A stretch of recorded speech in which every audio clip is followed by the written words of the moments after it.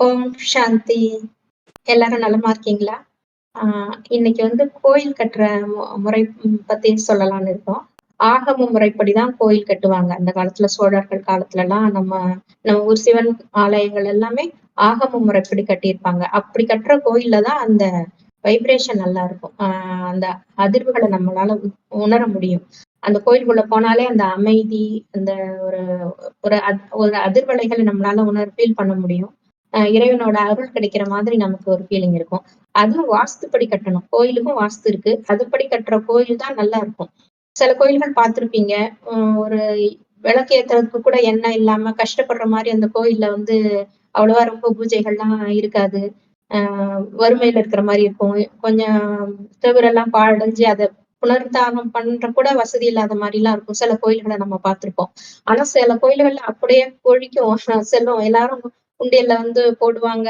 அடிக்கடிக்க அத கிளீன் பண்ணிட்டு ரொம்ப நல்லா இருக்கும் சில கோயில்கள். காரணம் அதுக்கும் வாஸ்து தான். வாஸ்துப்படி கட்டும்போது, அந்த முறைப்படி கட்டும்போது, ஆகம விதிப்படியும் கட்டணும், வாஸ்து முறைப்படியும் கட்டணும். அப்படி கட்டும்போது தான் அந்த கோயிலும் நல்லா இருக்கும். வழிபடக்கூடிய மக்களுக்கும் அந்த வேண்டுதல்லாம் பலிக்கிற மாரி இருக்கும். அதுக்கு என்ன வாஸ்துன்னா, இது வந்து நம்ம அண்டத்தில் உள்ளது தான் பிண்டத்தில் உள்ளது அப்படின்னு சித்தர்கள்லாம் சொல்லியிருக்காங்க இல்லையா? அண்டம்னு சொன்னா அந்த பிரபஞ்சத்துல என்ன இருக்கு? நீர், நிலம், நெருப்பு, காற்று, ஆகாயம். இதுதான் நம்ம உடம்புலயும் அதே தான் இருக்கு. அதே மாரி நம்ம அந்த சக்ராஸ் ஒண்ணு ஒரு இதுக்கு அசோசியேட் ஆகும். ஒரு பஞ்சபூதங்கள இழுத்து நமக்கு சக்தி குடுத்து, அது மூலமா தான் நம்ம உடம்பு இயங்குது. ஆத்மா வேற, நம்ம உடம்பு வேற. ஆனா நம்ம உடம்புக்கு இந்த பஞ்சபூதங்களோட சக்திய வச்சு தான் நம்ம உடம்பே வாழ்ந்துகிட்டு இருக்கோம், இயங்கிட்டு இருக்கு. அத மாதிரி தான் பூமியிலயும் அந்த மாதிரி அதிர்வுகள் ஒரு இடத்துலயும் ஒரு மாதிரி இருக்கும். அதுக்கு தகுந்த மாரி தான் வீடும் வாஸ்துப்படி கட்டணும். அந்த மாரி கிழக்கு பார்த்திருக்கணும், வடக்கு பார்த்திருக்கணும்னு சொல்லுவாங்க இல்லையா? அதே மாரி தான் கோயிலும். கிழக்கு பார்த்திருக்கணும், இல்ல வடக்கு பார்த்திருக்கணும். சுவாமி சன்னதி இப்படி இருக்கணும், அம்மன் சன்னதி இப்படி இருக்கணும், எந்த டைரக்ஷன பார்த்திருக்கணும் அப்படிலாம் இருக்கு. ஒரு மனுஷர படுக்க வச்சா எப்படி இருக்குமோ, அந்த சக்ராஸ்லாம் எப்படி இருக்குமோ, அந்த அமைப்பிலேயே தான் கோயிலும் கட்டியிருப்பாங்க. இது வந்து கடவுள் கிடையாது. ஒரு மனிதரோட உருவம் தான். சில பேர் சொல்லுவாங்க, இந்த கடவுளோட கால் வந்து வாசல் கோபுரத்துல இருக்கணும். தலை வந்து இந்த கருவறைக்கு நேரா இருக்கணும். அந்த ஆக்ஞா சக்கரம் வந்து கருவறைக்கு நேரா இருக்கணும் அப்படின்னு சொன்னாங்க. இது வந்து கடவுள் கிடையாது. பிரபஞ்ச ஆற்றல தான் சேர்த்து வச்சிருக்கிறாங்க. நம்ம உடம்புல என்னென்ன சக்ராஸ் இருக்கோ, அதே மாதிரி தான் கோயிலோட அமைப்புலயும் அந்தந்த சக்ராஸ் தான் ஆக்டிவேட் ஆகும். இப்படி பார்த்தோம்னா, நம்ம கால் வந்து வாசல்ல ஒரு கோபுரம் இருக்கு இல்லையா? அது வந்து அந்த பாதத்துக்கு நேரா இருக்கிற மாரி பண்ணணும். ஒரு மனுஷர அப்படி படுக்க வச்சா எப்படி எப்படி இருக்கும், அந்த அமைப்புல தான் இருக்கணும். அடுத்தது மூலாதார சக்ரா. மூலாதார சக்ராவுக்கு நேரா அந்த பிரகாரம் வந்து காலுக்கும் இதுக்கும் நடுவுல அந்த வெளி பிரகாரம் அந்த மாரி அமைஞ்சிருக்கணும். மூலாதார சக்கராவுக்கு நேரா அந்த கொடிமரம்னு சொல்லுவோம் இல்லையா? எல்லா கோயில்லயும் கொடிமரம் இருக்கும். அதுதான் அந்த ஆற்றல இழுக்கிறது. பிரபஞ்ச ஆற்றல மேலேருந்து இழுத்து கொண்டு வந்து குடுக்கும். அதுலயுமே ஒரு கோடுக்கும் ஒரு அர்த்தம் இருக்கு. அதுவும் நம்ம முதுகெலும்பு மாரி தான். முதுகெலும்புல ஒரு எலும்பும் இருக்கிற மாரி தான் அதுலயும் ஒரு அமைப்பு வச்சிருப்பாங்க. அந்த உள்ள வந்து மரம் இருக்கும். வெளியில வந்து அந்த காப்பர் தகடு வச்சு பண்ணியிருப்பாங்க. அது அப்படியே மேல பார்க்கும்போது, கீழேந்து மேல பார்க்கும்போது நம்மளோட ஒவ்வொரு சக்கராஸும் ஆக்டிவேட் ஆகி, மேல வந்து நம்ம உள்ள வரும்போதே அந்த ஒரு நல்ல ஒரு நிலைக்கு வந்துருவோம். வெளிய கவலைகள் எல்லாம் விட்டுட்டு ஒரு அமைதியான நிலைமைக்கு வரும்போது, இங்க வந்து கொடிமரத்த தாண்டி வரும்போது அடுத்தது பலிபீடம் இருக்கும். அது வந்து சுவாதிஷ்டான சக்கராக்கு நேரா பலிபீடம் இருக்கிற மாரி. பலிபீடம்னா நம்ம வந்து எல்லாத்தையும் அத அம் விட்டுர்றோம். அந்த நெகட்டிவ் தாட்ஸ் எல்லாம் விட்டுட்டு, ஃபுல்லா ஆண்டவர்கிட்ட சரணடைஞ்சுட்டு அது நம்மளே பலி குடுக்குற மாரிதான். ஃபுல்லா சரணடைஞ்சுட்டு, அதுக்கப்புறம் தான் நம்ம உள்ள வரோம். உள்ள வந்துட்டு அதுக்கப்புறம் அம் அ மணிப்பூரகம்னு இருக்கு. மணிப்பூரக சக்கராவுக்கு நேரா தான் அந்த நந்தி இருக்கும். நந்திக்கு அப்புறம் தான் ஒரு மகா மண்டபம்னு ஒண்ணு இருக்கும். டைரக்ட்டா நம்ம கருவறைக்குள்ள போக முடியாது இல்லையா? அது வந்து வரிசையா மண்டபம் வச்சிருப்பாங்க. அது வழியா தான் அப்படியே உள்ள கியூ மாரி கியூ மாரி இருக்குது. அ உள்ள போயிட்டா அதுக்கப்புறம் அநாகத சக்கரத்துக்கு நேரா தான் அந்த ஹார்ட் மாரி இருக்குல்லையா? அந்த மண்டபம் இருக்கும். ஹார்ட் சக்கரான்னு சொல்லுவோம். அந்த அநாகத சக்கரா. அதுக்கப்புறம் விசுப்தி சக்கரான்னு தொண்டை. அது வந்து அந்த சவுண்ட் எனர்ஜி உற்பத்தி பண்றது அந்த விசுப்தி சக்கரா. அதுக்கு நேரா தான் அந்த மந்திர உச்சாரணம்லாம் பண்ணுவாங்க இல்லையா? ஐயர் பூஜை பண்றவங்க மந்திரம் சொல்லி அதெல்லாம் பலிக்கணும்னா அதுக்கு நேரா விசுப்திக்கு நேரா வரும். அந்த சவுண்ட். அதுக்கப்புறம் தான் கருவறை. கருவறை வந்து நம்ம ஆக்ஞா சக்கரா அங்க இருக்கு. புருவ மத்தியில ஆத்மாங்கிறது உள்ள இருக்குது. அது ஆக்ஞா சக்கரத்துல தான் அதுதான் ஆக்டிவேட் ஆகுறது. அதுக்கு நேரா தான் கருவறை வச்சிருப்பாங்க. கருவறையில தான் நம்ம வந்து கடவுள் மூர்த்தி எந்த சாமியோ, சிவனோ, பெருமாளோ, அம்மனோ அந்த மூர்த்தி வந்து ஆக்ஞா சக்கராவுக்கு அசோசியேட் ஆகும். அதுக்கு நேரா தான் அந்த கருவறையில அந்த மூர்த்தி அந்த சிலைய வச்சிருப்பாங்க.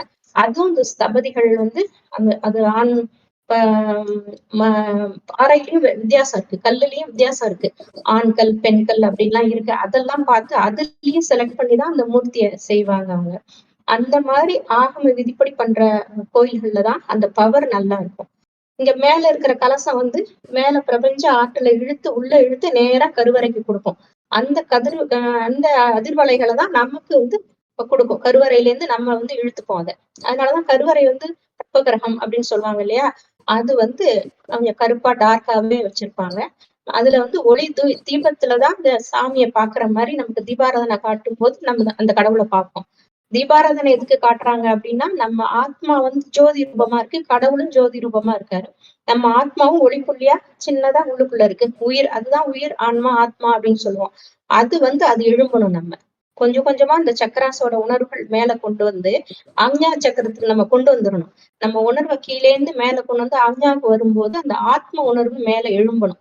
அதுக்குதான் ஆலயம்னு அமைச்சதே அதுக்குதான். ஆலயம் அப்படின்னால ஆன்மா லயப்படும் இடம்தான் ஆலயம் அப்படிங்கிறது. அதனால அந்த ஆத்ம உணர்வை கொண்டு வரதுக்கு தான் இந்த மாதிரி அமைப்புகளை கொண்டு வந்து வச்சாங்க.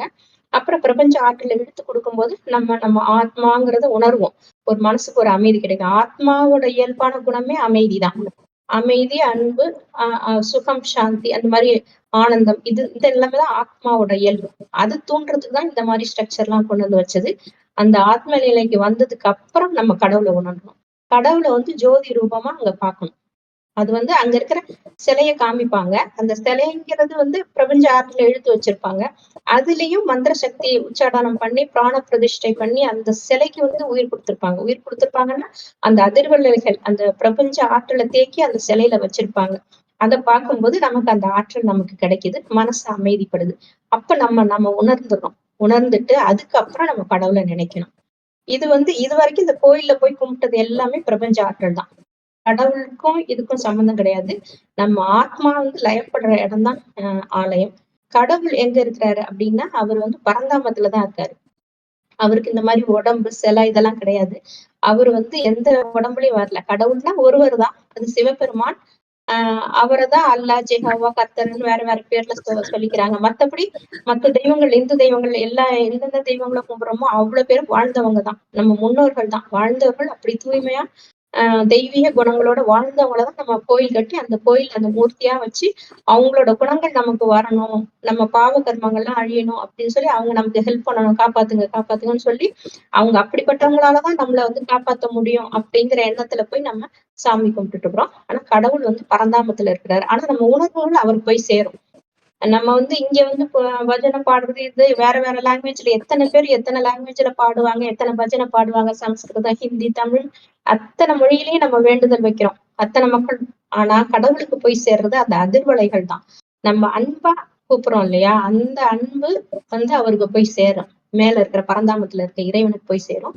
அது வந்து அந்த சிலை மூலமா நமக்கு அந்த சக்தி கொடுக்குறாரு. ஒரு அமைதியை கொடுக்குறாரு.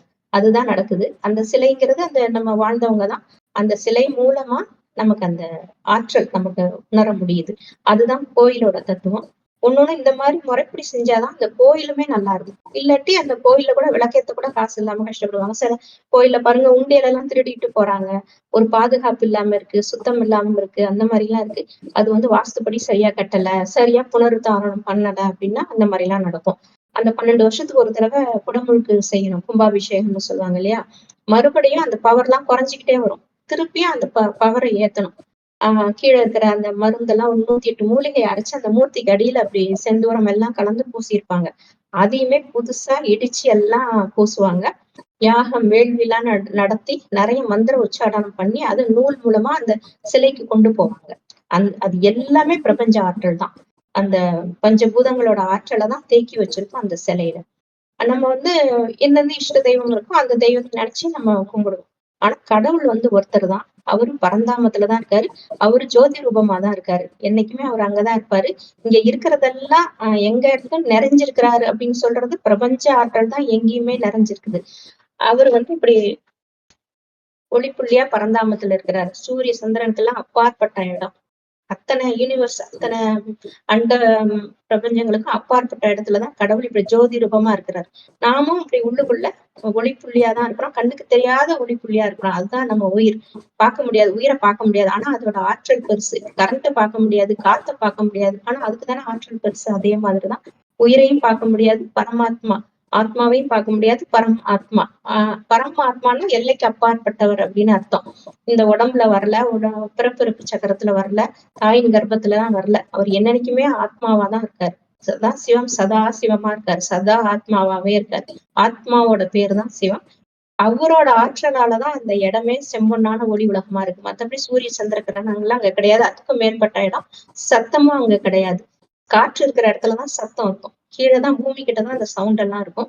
நம்ம இங்க கொடுக்குற அந்த வேண்டுதல், பிரார்த்தனை, பஜனை, வேண்டுதல் இது எல்லாமே அங்க வந்து வைப்ரேஷன் தான் அவருக்கு தெரியுமே தவிர இந்த சத்தங்கள்லாம் வரப்போறதுல, சத்தத்துக்கு அப்பாற்பட்ட இடத்துல அவர் இருக்காரு. அவர் அப்பான்னு அன்பா நினைக்கணும். நம்ம ஆத்மான்னு உணர்ந்துகிட்டு அவர் அப்பான்னு அன்பா நினைக்கும் போது அவர்கிட்ட இருந்து கொஞ்சம் கொஞ்சமா நமக்கு சக்தி வரும்போது நம்ம ஆத்மா மேன்மை அடையும். நம்ம அடுத்த பிறவி நல்ல பிறவி, பாவகர்மங்கள்லாம் அழிஞ்சு நல்ல பிறவியா எடுப்போம். இதுதான் கடவுள் சொல்றது. இத்தனை நாள் கோயிலுக்கு போனீங்க வந்தீங்க எல்லாம் ஓகே. ஆனா கோயில் போக முடியாத நிலைமை இனிமே வந்துச்சுன்னா, இப்ப கலிகாலம் முடியிற நேரம் ஆயிடுச்சு. போக முடியாத நிலைமை. இப்ப எல்லாம் விலைவாசி கூடும், பஞ்சம் இதெல்லாம் வர்ற மாதிரி சாத்தியங்கள்லாம் இருக்கு. போர் பதட்டங்கள்லாம் இருக்கு. இந்த மாதிரி நேரத்துல நமக்கு கோயிலுக்கு போக முடியலையே, அங்க போகணும் இங்க போகணும்னு நினைச்சோமே அப்படிலாம் நினைச்சு கஷ்டப்பட வேண்டாம். இருந்த இடத்துல இருந்து கடவுளை அப்பான்னு அன்பா நினைச்சு வேண்டிக்கோங்க. எல்லாம் நல்லதே நடக்கும். ஓம் சாந்தி. தேங்க்ஸ் ஃபார் வாட்சிங்.